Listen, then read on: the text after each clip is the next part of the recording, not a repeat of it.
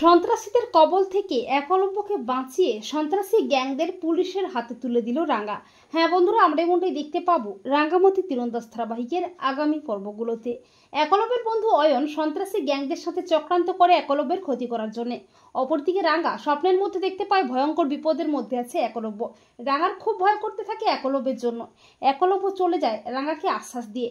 এরপর সন্ত্রাসীদের প্ল্যান মতো অয়ন তাদের নির্দিষ্ট এলাকায় এরোপ্লেনটিকে টেক অফ করে দেয়, আর সন্ত্রাসীরা প্ল্যান মতো একলব্যকে কিডন্যাপ করে তাদের ডেরায় নিয়ে যায়।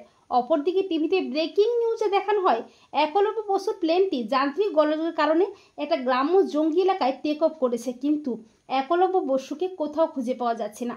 তা শুনে সবাই চমকে ওঠে। প্রমিতা তো হাউমাউ করে কাঁদতে থাকে। রাঙ্গা বলে উড়ানবাবুর কোনো ক্ষতিরমু হতে দিবক না। রাঙ্গা অফিসার সত্যজিৎকে নিয়ে বেরিয়ে পড়ে সন্ত্রাসীদের কবল থেকে একলব্যকে উদ্ধার করার জন্যে।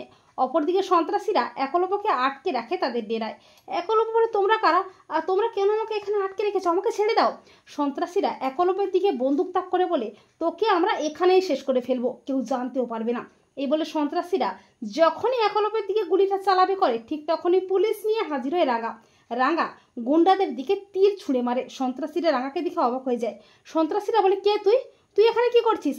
রাঙ্গা বলে, উড়ানবাবুটাকে তোরা ছেড়ে তো দে। সন্ত্রাসীরা বলে, তোদের দুজনকেই এখানে শেষ করে ফেলবো, কেউ জানতেও পারবে না। একলব্য বলে, রাঙ্গামতি তুমি এখান থেকে চলে যাও, ওরা তোমাকে মেরে ফেলবে। রাঙ্গা বলে, না উড়ানবাবু, তোকে না নিয়ে মু এখান থেকে কোথাও যাবক নাই। তখন সন্ত্রাসীরা বলে, তাহলে তো তোমাকে আমাদের হাতে মরতে হবে। এরপর সন্ত্রাসীরা যখনই রাঙ্গার দিকে গুলিটা চালাবে করে, তখন রাঙ্গা তাদের তীর দিয়ে সাহায্য করে। আর অফিসার সত্যজিৎ সে বলে, তোমাদের খেলা শেষ, তোমরা ধরা পড়ে গেছো সন্ত্রাসী। এই বলে অফিসার সন্ত্রাসী গ্যাংটাকে অ্যারেস্ট করে। রাঙ্গা অস্থির হয়ে বলে, উড়ানবাবু তোর কিছু হয় নাই যে?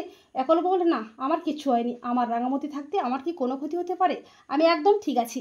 সত্যজিৎ বলে, মিস্টার বোস, আমরা আজকে রাঙ্গামতির জন্যেই এই সন্ত্রাসী গ্যাংটাকে ধরতে পেরেছি।